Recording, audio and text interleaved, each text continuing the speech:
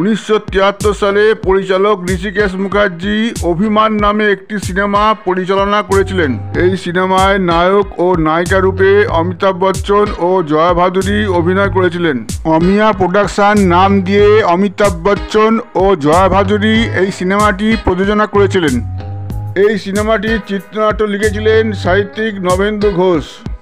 স্বামী ও স্ত্রী যদি একই পেশায় থাকেন তাহলে সম্পর্কটা অনেক সময় সংঘাতের দিকে চলে যায়।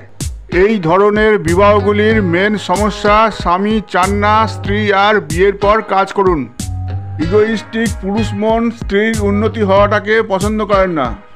অভিনেতা প্রসেনজিৎ ও দেবশ্রীর বৈবাহিক সম্পর্কটা ঠিক এইভাবেই ভেঙে গিয়েছিল। 1955 সালে পরিচালক ঋষিকেশ মুখার্জি এমনই একটি সম্পর্ককে ভেঙে যেতে দেখেছিলেন। 1955 সাল থেকেই তাদের বৈবাহিক সম্পর্কের মধ্যে সংঘাতের সৃষ্টি হয়েছিল।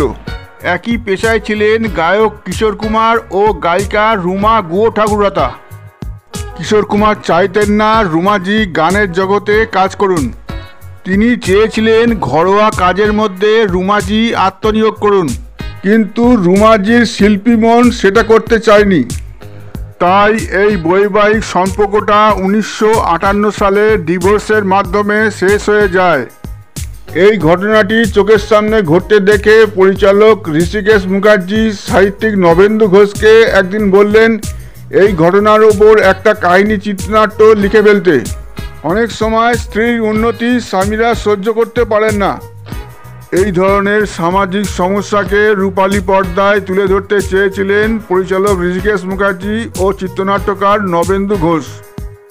চিত্রনাট্য লেখার প্রায় 15-16 বছর পর এই সিনেমার শুটিং শুরু হয়।